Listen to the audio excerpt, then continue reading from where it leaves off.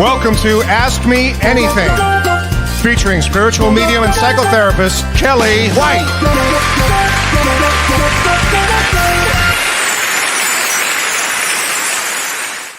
Hi, everybody. I'm spiritual medium and psychotherapist Kellee White, and welcome to Ask Me Anything for March 20th, 2025. Welcome to spring. Oh my gosh. Well, at least in the Northern Hemisphere, it's spring. And our guest, where she's from in Brazil, it is fall. So I can't wait to, we'll be talking a little bit about that. But let me say hi to some people. And hi, Renee. Hi, Sarah. Hi, Therapy Gal. Hi, Stacy. Hi, Sasha. Hi, Ellie. She says, hope you are well. I've been coming to terms with dysfunctional selfishness. You mean narcissism? That is always and is still around me. Can't change what it is. Maybe part of my life lesson. I always feel, Ellie, and anybody who's listening to this, that when we have personality disorders around us, narcissism, borderline, you name the gamut there, that they're here to teach us boundaries. So we have to set the boundaries, and we have to really know thyself to be able to let go, disengage, and move forward. It's a big deal, Ellie. I think it's one of the greatest lessons on Earth that Earth has right now, period. Hi, Maggie Landis. This is interesting. She says, happy spring. I've been dreaming a lot these past few weeks and wondered if it's because of the eclipse. And yes, Maggie, I'll get you a card. We are going to do some cards tonight, everybody. I've got a great guest, but when I get to the cards, Maggie, I'll make sure we have one for you, Renee, if you could remember that one. But pay attention to your dreams, everybody. Dreams are going to be big and pronounced during this next period of time that we're in, because we are looking at a huge, enormous eclipse that's coming up on March 29th. And that is the one that'll have 7 planets in Vedic astrology in Pisces. And Pisces is at the end of the Vedic, or at the end of the zodiac cycle. It's a huge deal. And so it will bring up for a lot of people, because also Neptune is in Pisces. It will bring up dreams. And so please, during these times, keep a dream journal. I had a dream last night that was pretty unusual for me. How do I explain this? I was staring at a 7-foot Great Dane. And he was kind of cream color, kind of whitish, kind of creamy. And he had brown eyes, and he was 7 foot, a Great Dane. Now, I don't have a Great Dane. I would never think about Great Danes, to be honest. And so I thought, I wasn't sure if he was going to hurt me, but he was staring at me. He really wanted me to notice him. How could you miss a 7-foot Great Dane? And it was really interesting. And so I always know that dogs, if you guys have dreams about dogs, always God on some form giving you some message. And in this one, Great Danes mean if you are out of sync and you're not quite fitting in with the world at the moment, which I don't know too many people that are. It's a crazy cattywampus world. It's absurd. That Great Dane symbolism is letting you know, like, to move forward into new territory, getting a feel for it, that things might feel awkward at first. Know that you're certainly on the right track, and it really gives you the power to accomplish what you need to, but it brings you on a new road, essentially. And I really feel that I am on a new road, as we are all on a new road, and we'll be talking about that today. Hi, Lori. Hi, Elizabeth Preston. Wasn't that some strange ass weather we had? We had some really strange weather yesterday. Well, pretty much every day in Wisconsin is strange weather, but yesterday was really strange. Anyway, and hi, Dee Dee from Chicago, and I could go on and on and on, but I want to talk about the astrology right now, because I want to talk about the astrology, and then I'm going to bring our great guest on, which is going to be so interesting. So get your healing questions ready, and we are going to talk a little bit about the spectrum and things like that. So let me talk first about, I want to talk about a big point here with going forward astrologically. So I'm talking Vedic astrology. Today's March 20th, but on March 18th, 2 days ago, Uranus, which is the planet of shock and surprise, it moved into Taurus. and it will be there until approximately 2031 or 2032. And it takes 84 years approximately to transit through the zodiac. And it brings lots and lots of changes. And the last time it was in Taurus was actually in 1935 to 1942. And it coincided with the Great Depression and World War II. So this is a serious transit. When it transits, it's serious. And so Uranus is associated with revolution, with change. And last June 1st in 2024, Uranus did move into Taurus for just a few months. It kind of gave us a preview of what 2025 was going to look like. And of course, we had an election. So now it changed on March 18th because it went back into Aries, and now it's back into Taurus. And it will be in Taurus actually until 2032. So Uranus is the planet of eccentricity. So people that are really eccentric, these are eccentric times. Unpredictable changes. It means rebellion and to reform things. Uranus also rules psychology, psychic ability, Kundalini life force, spiritual awakening, which everybody's going to be having, and it represents astrology too. But Uranus also represents sudden, unexpected events. And so it's revolution, radical shifts, changes that have been unforeseen. And so right now, for the next 2 months, Uranus is going to be conjunct, which is next to, which gives a lot of energy to it, the fixed star Algol. And this signifies a potential intense challenge for a couple of months, everybody. It brings disruptive experiences, themes of fear, themes of aggression, because Algol's reputation is the demon star. So this is a very intense, this is just one aspect of so many that are going on in March and in April and in May.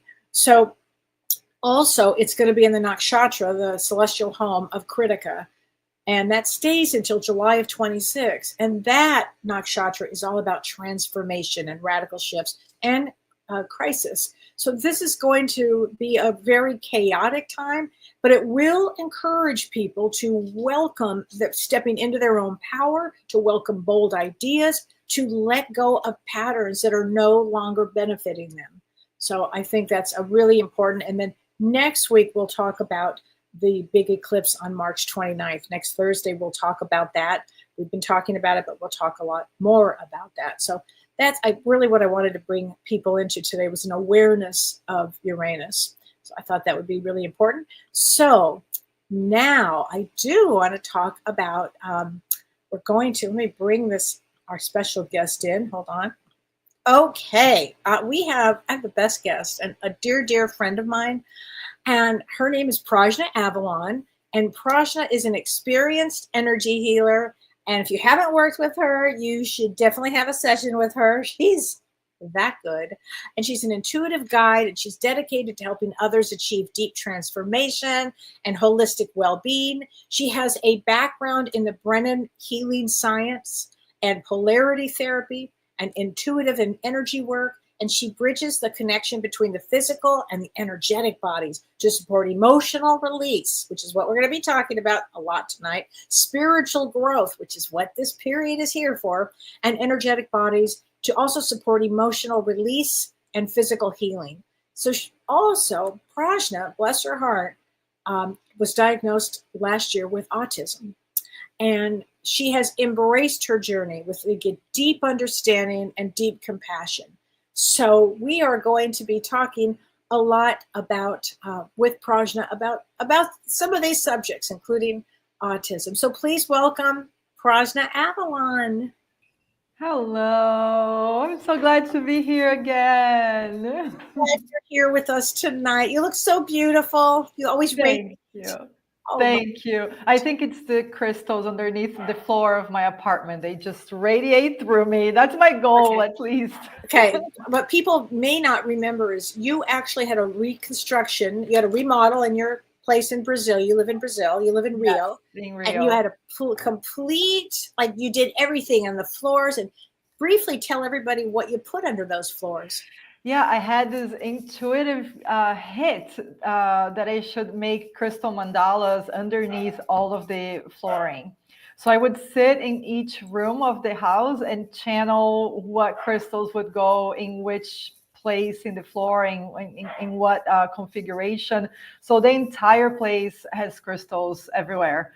All floors, all bathrooms, the bedroom, the hallway, everything. So each place is very specific, and it's really, I can feel it when I'm not here for a while. When I come back, I can really feel it. So I love it. It's my favorite place of this apartment. Oh my God, that's so great. And I can hear, is that Chloe in the background? That is Chloe. I'm sorry you can hear it. No. Tell everybody about Chloe, because she's really important to autism, actually. That's true. Chloe's my 5-month-old puppy. She's going to be 6 months next week. She's an Australian cocker dog, and cocker dogs are bred to be therapy dogs and service dogs. So after I got my diagnosis, it was actually, Kellee, believe it or not, 2 years ago. This next in April. So with all of the difficulties that I do have in my daily life, I love dogs. So I heard about service dogs. So Chloe's being trained to be a service dog for autism. So we'll see. It takes about 2 years to train a dog to be a service dog, because they have to follow into all of these criteria. But so far, so good. So we'll see. If she's not a service dog, she'll be an amazing pet. So she's going to be mine regardless. But she's adorable. She's a sweetheart. A sweet girl. Oh my God. I love that we can have our animals help us when we need this, especially when we're neurodivergent. It's interesting. Yeah. It's a great thing, because animals can be so loving, and tactile, touching them has got to be important too. Yes, as well. It varies. For me, it's really important. Some people with autism, they don't like to touch certain surfaces. So even when you're selecting a service dog, they'll ask you, are you okay with shedding? Do you like a more coarse fur? Do you like soft? Do you like long? Do you like short? So it's all very specific. Everything is very specific when you're neurodivergent. Neurodivergence encompasses everything that's not typical, right? So right. Everything not dyslexic, you're neurodivergent. If you have a high IQ, you're neurodivergent. If you have ADD, you're neurodivergent. So exactly. It's very, very, very broad. Of course, I'm kind of specializing in autism, given the circumstances of my life, which I believe are not a mistake or a coincidence. My gosh. Yeah, everything is very specific. So I love, so Chloe has very long hair. So cocker dogs are a doodle mix. So they're fluffy and soft and silky. Wow. Well, so tell me something. When you discovered you got the diagnosis, how did that make you feel? Well, not good. So there were two things. Usually, even my psychotherapist used to say, well, usually people are so relieved that they have a diagnosis. Why are you so sad? And I was relieved, because I had a question mark my entire life that something was different. Okay. And from a child, I remember getting a lot of EEGs as a child, going to psychologists, and my parents going for meetings at school since I was 2 years old. And so I knew something was off, but nobody really followed up on it. And throughout my life, something was off. It was always different. So when I got the diagnosis, I was like, okay, now I can learn about this and I can understand it. Wonderful. I understand more about myself. But there was a grieving process for me, because with autism, there are some things that will get better, but they will never change. Some of these things are crises due to overwhelm, to different levels. And I've always done therapy, like healing therapy, alternative therapy, holistic therapy, so I could be the better person in my life. And I thought all these crises that I have, they're because of my childhood and what I went through. And then when I received the diagnosis, it wasn't. And I actually, it helped me because I was like, okay, I've been doing therapy for 30 years. Like, why am I still having things? So it made me feel better about myself that I wasn't failing.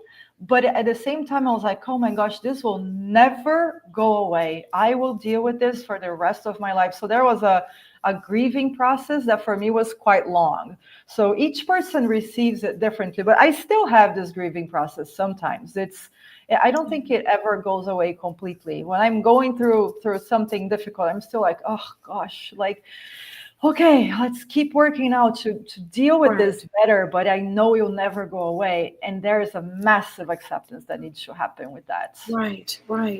Just, I was going to say the massive acceptance would probably be an ongoing thing. Ongoing, Yeah. exactly. At times, I'm like, okay, this is wonderful. There's a reason why I'm autistic, because I can really have the chance to help a lot of people that are coming. And at other times when things are harder in my life due to the consequences of autism, and because autism is differences in the formation of the brain.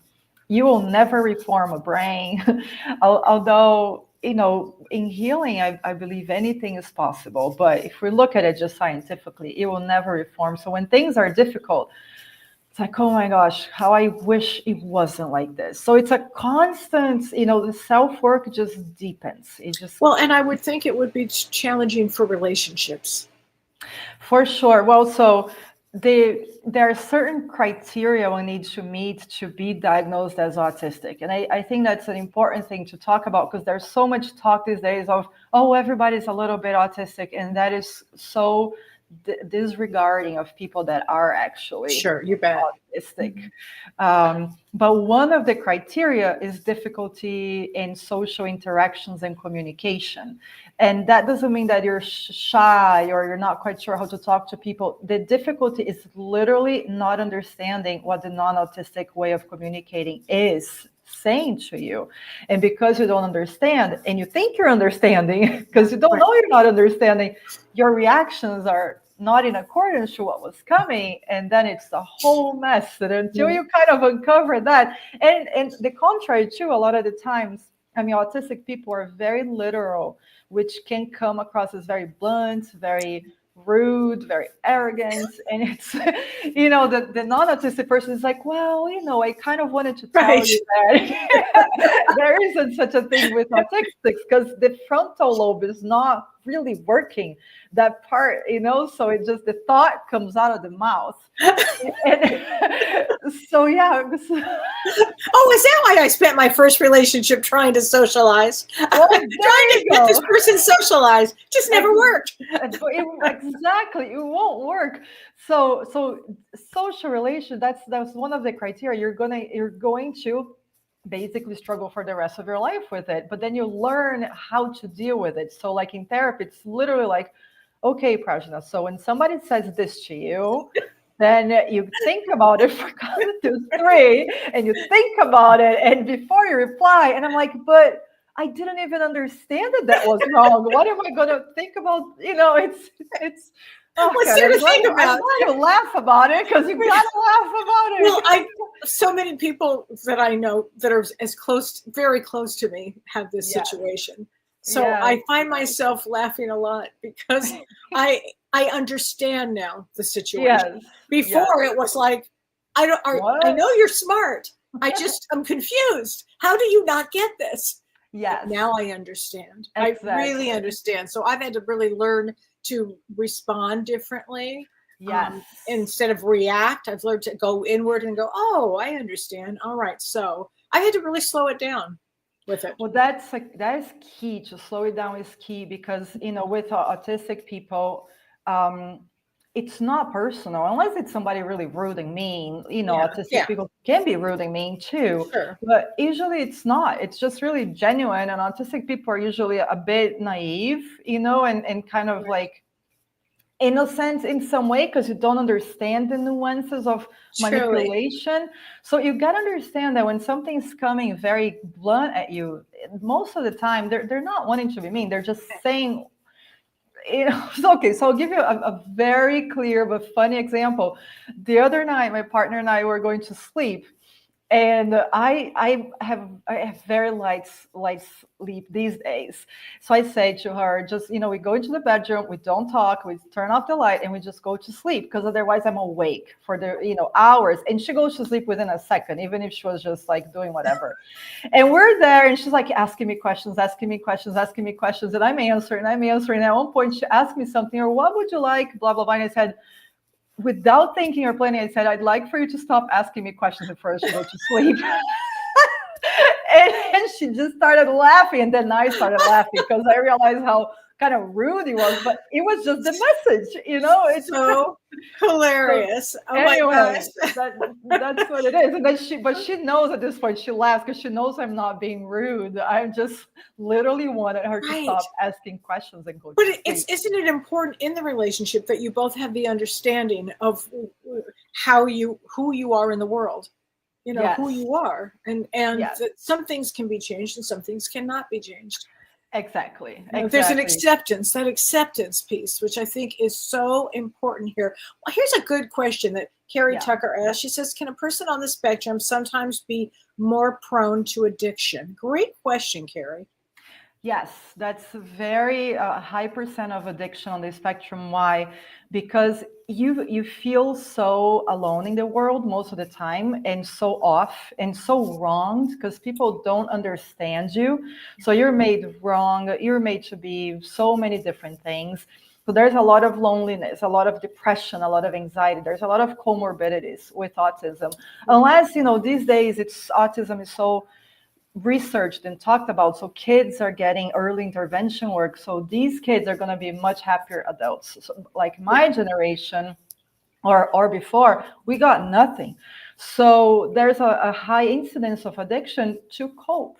There's the autistic people have the highest rate of suicide of any, even more than veterans. I didn't even know more that. than anybody. The average age for an autistic person is 39 years old. And that's because of suicide. And that's really young. Wow. And more so, there are 3 levels of autism: level 1, 2, and 3. So 1 is the more like functioning autistic person, and 3 is like the one that needs help for everything: bathing, eating. They can be oral or not. The highest rate of addiction and taking their own lives is on the level 1 people, because we're so aware of the difficulties and so aware how difficult being in the world is, and people not understanding. I mean, I've had several friends that have stopped friendships with me because I didn't reply to their messages for 2 or 3 months, but I couldn't, because I was in a shutdown time. And people don't understand, and they just move on. And so you live with not being understood so much of the time. So unfortunately, it leads to a lot of mental illnesses, and addiction is one comorbidity. And everybody who's really interested in this subject, or if you have any questions, let us see your questions. But we also are teaching a class on April 5th. And Renee, can you put this up?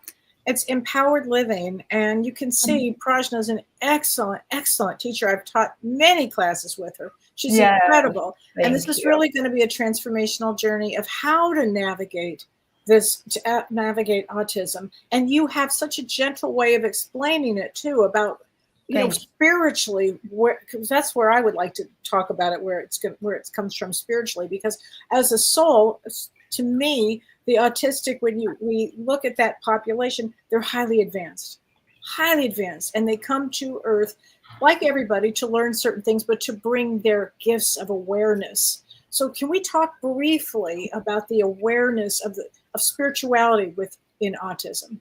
Yes, of course. I think this is important. We can't romanticize autism, because a lot of people say, oh, they're just the angels, the blue angels. So it's important to talk about the difficulties. That's why I always want to be so clear about it. Even in my life, we can't just make it light. But also, there are amazing things it's a label at this point, right? Being autistic. Maybe someday, then everybody will be a little autistic, because there is a sense of a much higher frequency in the energy field and spiritual connection and awareness. That's why it's so hard to be on this planet, because the vibration of this planet is so dense. So that's why the friction all of the time. The brain is developed a complete different way. If you see, Kelly, I think I might have sent you this picture at some point, but an autistic brain versus a neurotypical brain. A neurotypical brain being here, there are like some lights over here of places firing. The autistic brain, the entire brain is firing. So it's a much more, if we say, like developed brain, and the same thing spiritually. So that's our, one of our goals with this class, and in talking about this now in the class, and I'm sure in the future, it should connect with the beauty of being autistic, the gifts of being autistic, and how we can really channel and enhance that and make it more livable. This world does not embrace this type of sensitivity at this point, but if we can learn how to embrace it with ourselves as autistic or with others around us, then the gifts can come out and the world can only benefit from it. Deborah Boswell says, what about medical doctors not understanding us and getting the help that we need? They still are not educated about us. Yeah, so that's unfortunately, that's still a long ways to come.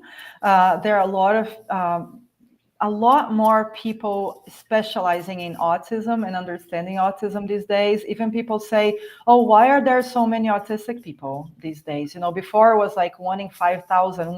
Now in the US is 1 in 33 children being born. Wow. Yeah, wow. It was 1 in 150 a few years back, and now it's 1 in 33 children. So it's not that there are more autistic people, it's that the diagnosis technique is getting more refined, and the eyes to see are seeing more. The eyes to see are actually working. So you got to find the places where you are seeing. Right. It's not, if you should go to a doctor that doesn't understand autism and try to bang it into their head, just don't even try. Yes, go to another doctor, find somebody else. Because even when I was in grad school in 2009, they were not talking about it. They were not talking about it in 2009. That wasn't that long ago. It wasn't. So it is now really talked about, but it really wasn't. I mean, that's how far we've come in just a few years. Yes. Shotzi says we need to connect more in the community where we live. What do you think about connecting with the community? Absolutely. So when I was diagnosed, the first thing that my neuropsychologist said, that I asked her for, I said, can you connect me to other people? And she's an angel. She was an angel to me during that time. She would go out to dinner with me and somebody else so she could introduce us, because autistic people have a hard time with social interactions. So you can't just connect to autistic people and expect them to just work out. So she would go together, and she introduced me to a lot of people, and it was very important to me, especially in the very beginning, to relate, to feel relatable. The ways of connecting are very, very different. So it's worth the effort for sure. Oh my gosh. And here's a question. Oh, Marilyn McCormick says, please explain more about downtime. Downtime? When you said that you would take maybe 2 to 3 months you needed downtime. Oh, yeah. Okay. So this is an example of the being literal, right? Yeah. Downtime, I didn't get what that meant. So Kelly, as a non-autistic person, immediately was able to translate. I got it, because I'm ADD. I got it. So this is like on time example. I got it. So the two main types of reactions that autistic people can have are meltdowns or shutdowns.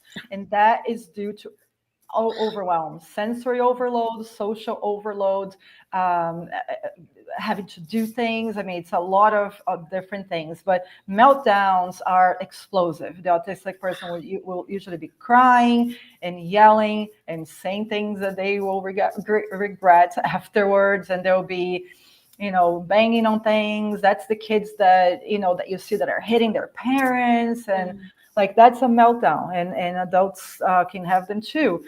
And that's one way of the sensory overload. And the other way is the shutdown. Shutdown is when you literally are not able to talk to anybody or do anything or have anything. Usually, and it's not a choice. It's a nervous system and brain reaction trying to regulate itself. So the meltdown, my neuropsychologist says it's kind of like the brain short circuits because it has to reset itself. So you have a meltdown and you explode, and then you reset yourself and you regulate, and then you're tired for a little bit, and then you're fine.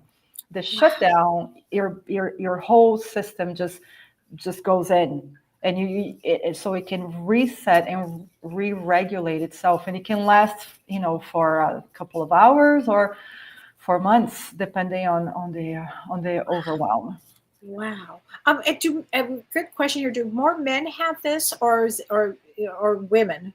That's such a great question. So always it was boys, right? So we weren't even talking about men. So it was always boys, boys, boys, boys. That's why autism was really connected to being blue because of boys. Okay. The only reason why that is that girls and women, we accommodate into social etiquette and norms more than men.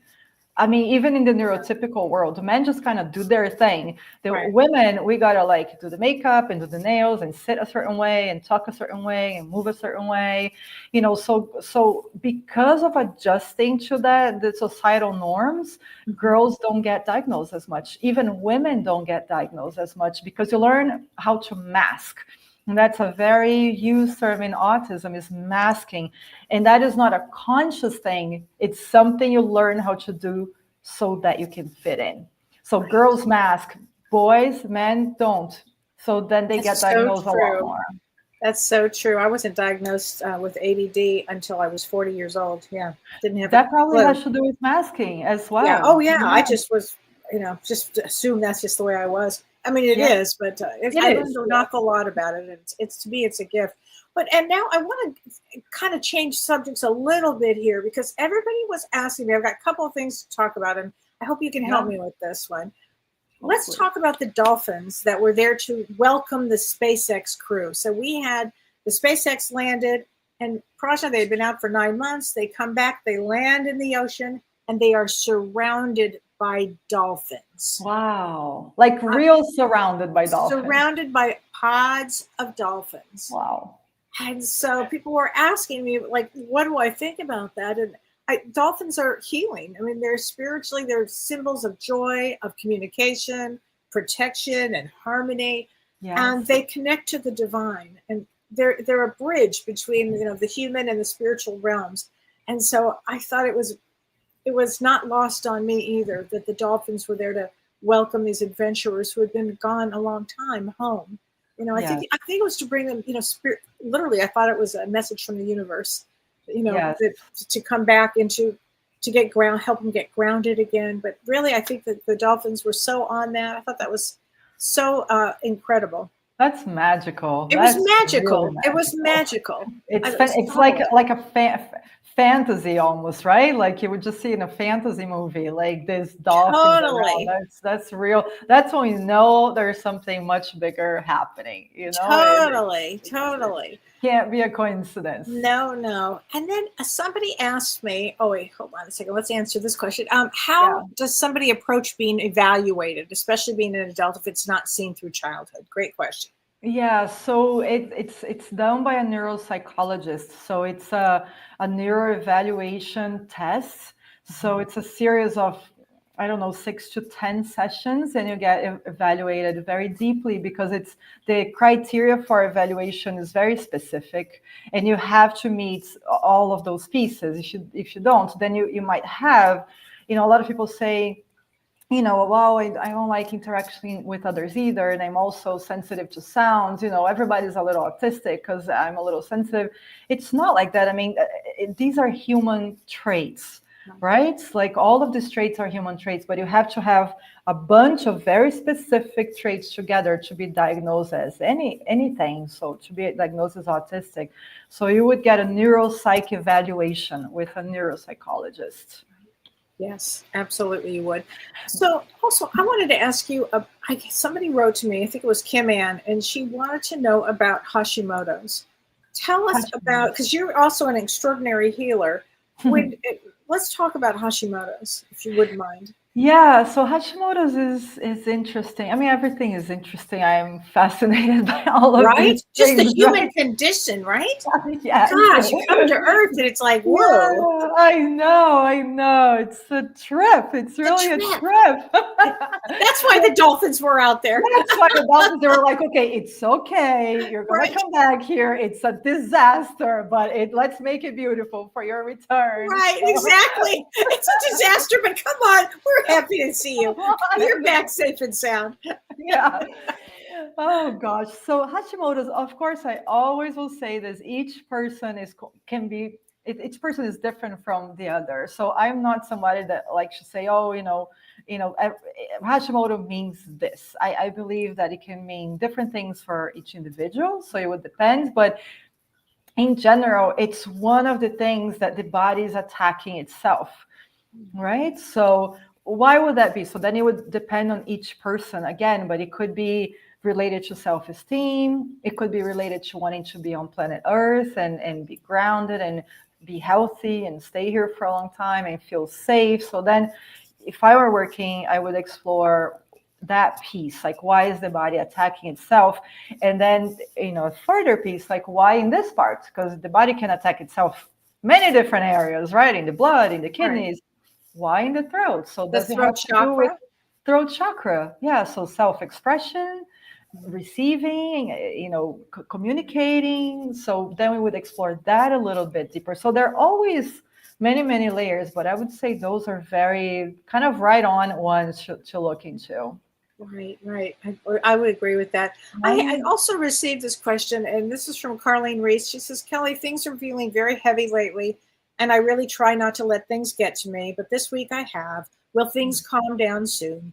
I'm just here wanting peace and love and for everyone to just get along. May I please have a card from your guys?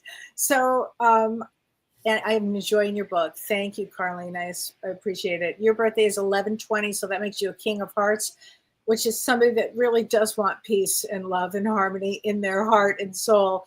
But let me just say this, Carlene. I think everybody's understanding what you're saying here. It is a very heavy, heavy time here.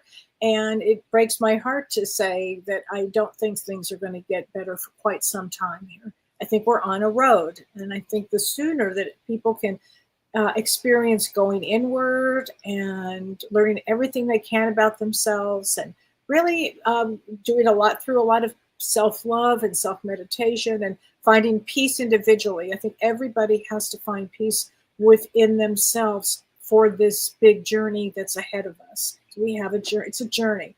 I'm looking at it as a new adventure here. So that's, I mean, for me, my philosophy is existentialism, which is the world is absurd. So I'm viewing this is why you will see. I know now why the Buddha laughs. I get it. I get it. Human condition is really something here on Earth. And I think we're all going to learn tremendous amount, Carlene, during this time. So don't let it get you down. Keep lift yourself up every day. I lift myself back up. I mean, what do you think about that? About these are challenging times. So, Prajna, what do you think as a healer? What do you think? Yeah, they're challenging times. I sense the same, that it won't get better for quite a while, and that there are going to be different waves of challenges and very heavy times.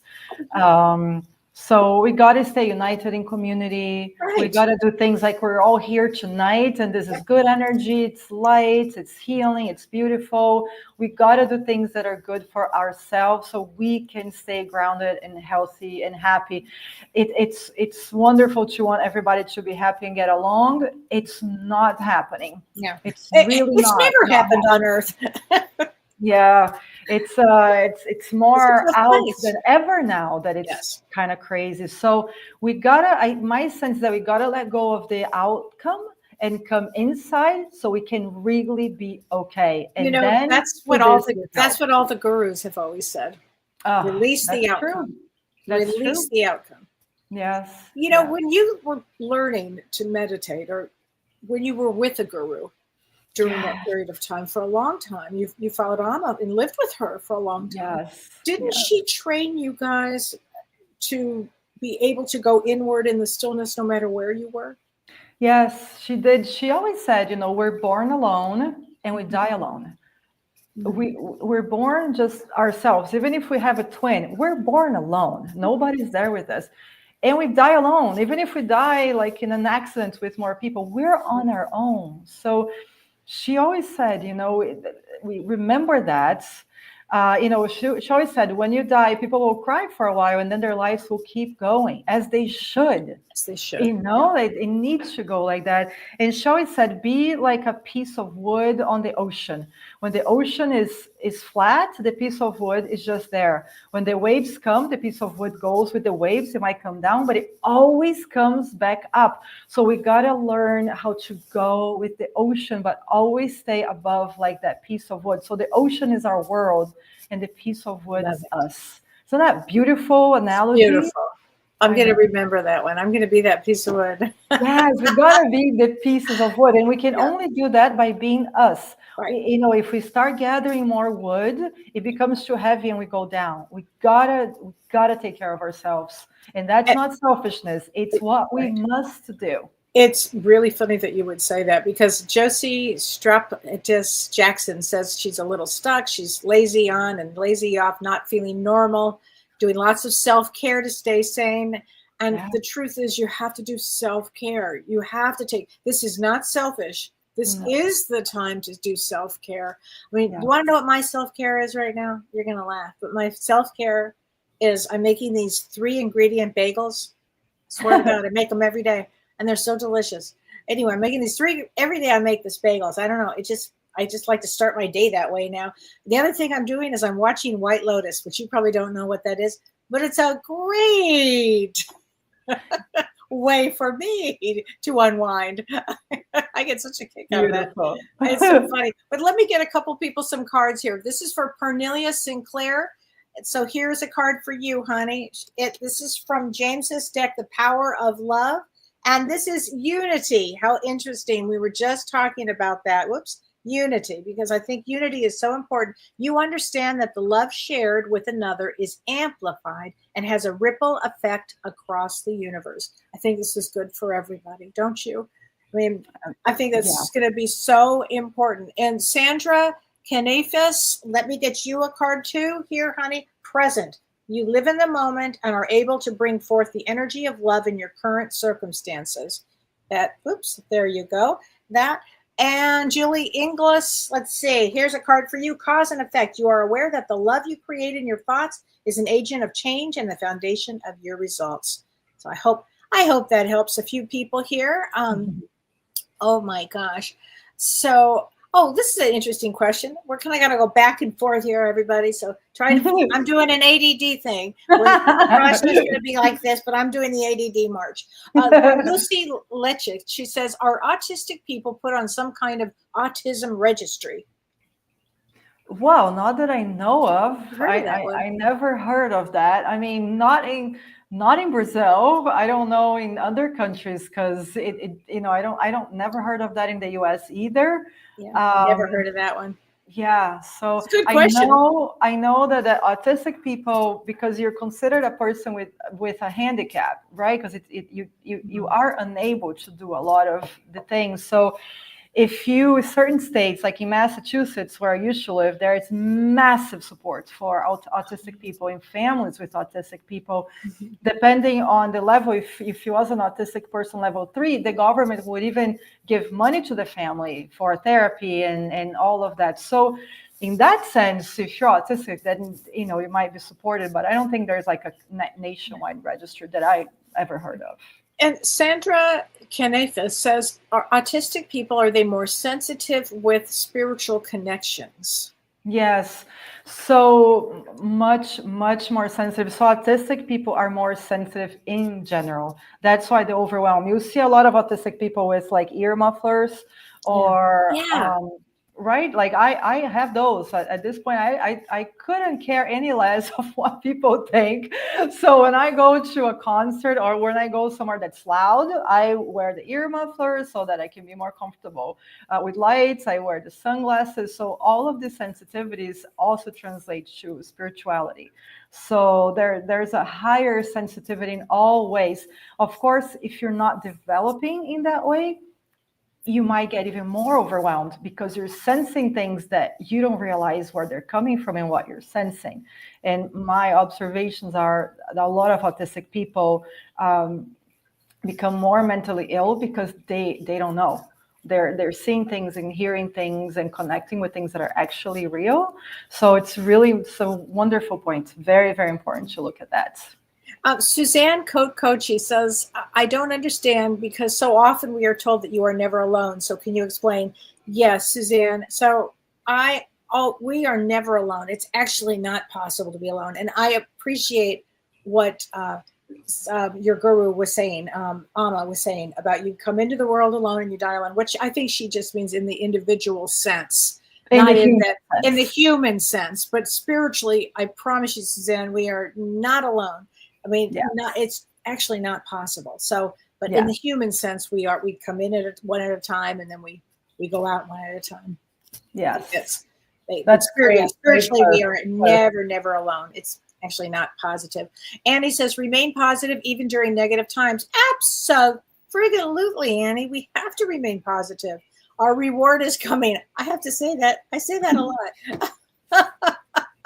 I say that a lot. And if we really know that we're never alone, now speaking on the spiritual level, we have to believe that everything here has a reason to be. Otherwise, it wouldn't be happening. Right. Even when it comes to wars and to disasters and everything, we don't understand any of it. Yeah. But we have to believe, a lot of the times you got to dig through the wound so you can heal it, right? Like the wound heals from inside out.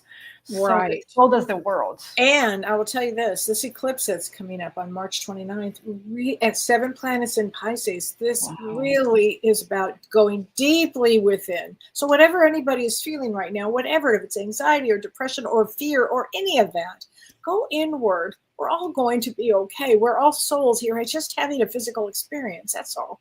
So kind of keep it different, change the mindset. Again, for me, mindset is, well, the world is absurd. So here we go. I mean, it has really helped me through these times that were through a lot of times. It's helped me a lot. Anyway, and this is for Kelly LaPiana. She says, my birthday is 11/22. Can I have a card? Here's a card for you, Kelly. Compassion. You demonstrate the language of the heart by actively sharing and living love. So be love. And I think that's good for everybody. But we can all remember that. Yummy bagels, they are really, these 3-ingredient bagels, I'm telling you. Ricky B says, I would love a card. Here we go. And this is harmony. You are able to feel a loving, balanced connection with everything. And before I forget, I have my 2 favorite gals I have to give cards to tonight. And this is from James's Talking to Heaven. Vicki, I know you're not feeling well, sweetheart, but if you're feeling better, Mike is here. I'm here helping you. Here we go. I'm here helping you. I know he is. Send a lot of love to you. And Lori, this is for you, Lori Counts. Here we go. Your dad is with the rest of the family. And I know they're helping you. And our loved ones help us from the other side. They give us lots of encouragement. They help us do so many things. Let's see, what else? Lori Letterby says, maybe this is for you. Have you seen the story about telepathy and nonverbal autistic people? I have not. I have heard about that recently, very, very recently, like in the last few days. So I can't speak too much about it because I haven't researched it very much. But I know I've seen a lot of nonverbal, non-oral autistic people communicating in different ways, like through keyboards and writing poetry and books and just like intelligence that you would never believe from somebody that's like banging their head against the wall most of the day. So I would not be surprised, with the sensitivity and the when you can't do something, you learn other ways around it. That, that's a lot of people that had very difficult childhoods have their high sense perception or their mediumship developed early. Oh, right. Because if they had like to really be on the watch out for a parent coming, like your chakras, right? Right, exactly. And it's interesting. My daughter has a sister from her dad that has a sister, and she is the third. What you were talking about, 1, 2, and 3 levels of autism. Yeah. So she would be the third, the real challenged one. Yes. And she can use a keyboard. Wow. And she types and she writes, and it's deep. Everything she writes is deep. There you go. It's so interesting what you just said. That I appreciated that. Yes. Lisa Jamusian says, I just checked out with a binge watching session with White Lotus. So good. I know. And she says she's going to Koh Samui for yoga training this summer in Thailand. Now that's amazing. And Lisa, just for the record, I'm going to go see Beautiful the Noise this Sunday, which is the play, the Neil Diamond play that my mom plays the therapist in. So I'm going to go see, well, she didn't play it. That was her real life, in real life, but I'm going to go see her play this Sunday. So I'm really excited, Lisa, to go see that. Let's say, Lucy says, my friend has young kids on the spectrum and stated that she may be able to get respite assistance. Good. Yes, exactly. Oh, that's a good question. Lisa says, how can we use our adult ADHD in the most positive way? Oh, it's a superpower, Lisa. I love it. I love it because it gives you a different lens to view everything. It makes you quick. It makes you sharp. I think some of the funniest people I ever have known are on our ADHD. And it just gives us a more empathy, a more creative way. I just find it's the greatest superpower ever. Don't you? Well, I just find superpower in it. Okay. Yeah. Oh, Marilyn Wiederman, can I pull a card for your grandson who's going to be 21 on March 23rd? Well, and March 23rd, I will say this, March 23rd, he is a king of clubs, so extremely smart. Let's get him a card. Here we go. Acceptance. You are ready to release control. It's king of clubs. Trust me, they're all about control. Situations or people and lovingly embrace the rhythm of life. I think acceptance, wasn't that what we were talking about just a few minutes ago? Acceptance, Elsa Feston, a card for you. Yes, here, honey, here we go. Friendliness. You are able to recognize traits in common with another in order to forge love-based connections. Yay. So again, everybody, we have a class on April. So I keep getting the dates mixed. It's April 5th. It's a Saturday. It's a 3-hour class. And please join us because we're going to be having lots of, we're going to take a lot of questions. We're going to go deep into this and really how we navigate this. How do we navigate this? And Prajna's got lots of tips for everybody. And we're going to talk about it from a spiritual standpoint. We have a lot of information to give you guys. So please join us on April 5th. Now, I also have 2 other events coming up. I have a crystal class on April 26th.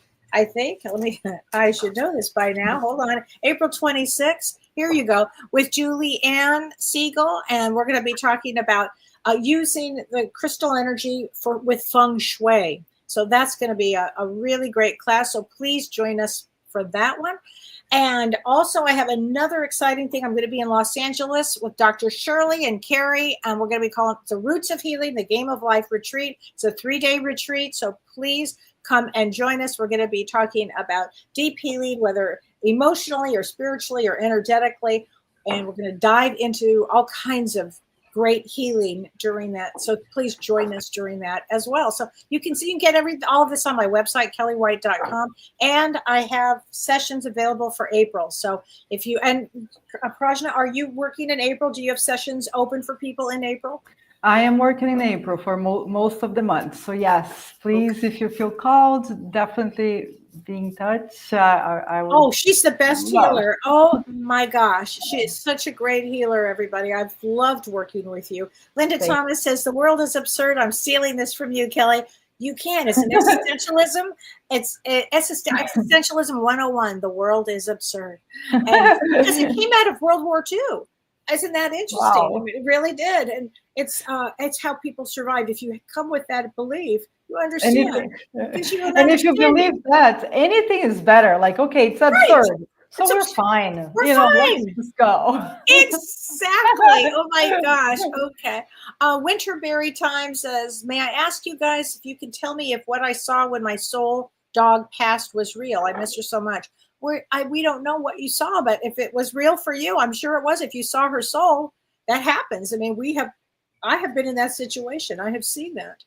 Yes, for sure. Oh, Ellie says, I need to ask my neighbor with 2 nonverbal children, and they do play piano. Now, let's talk about that. If you do know much about nonverbal and playing piano. Yeah, so nonverbal can be level 2 autistic or level 3 autistic. And that's the same thing. You know, being nonverbal doesn't mean that they're lacking intelligence. So, and a lot of times the kids or the adults that are very dysregulated with a lot of stereotypic movements and all that, when they focus on something, in this case, an instrument, you would never know that they're autistic, right? It's true.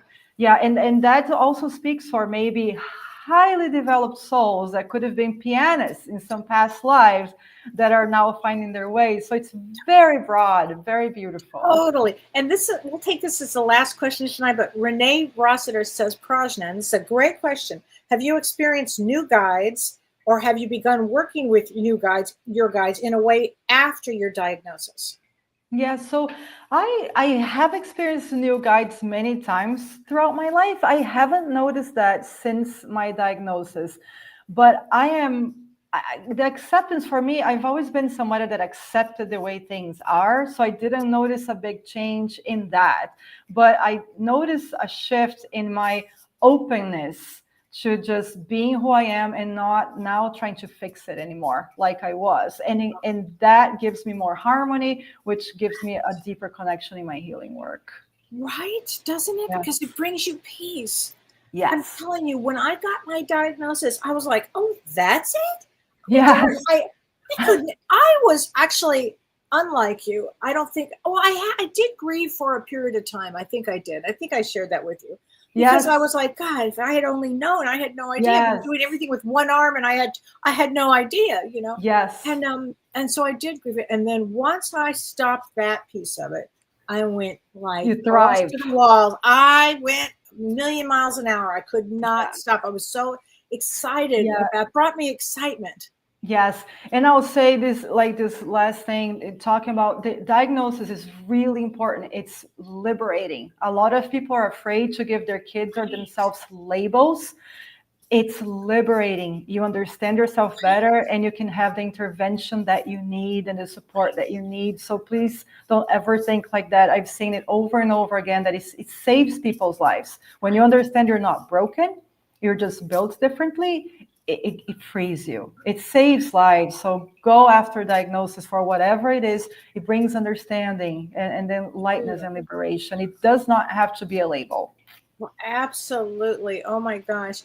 And Margaret says she had a session with you years ago. I mean, it really is incredible.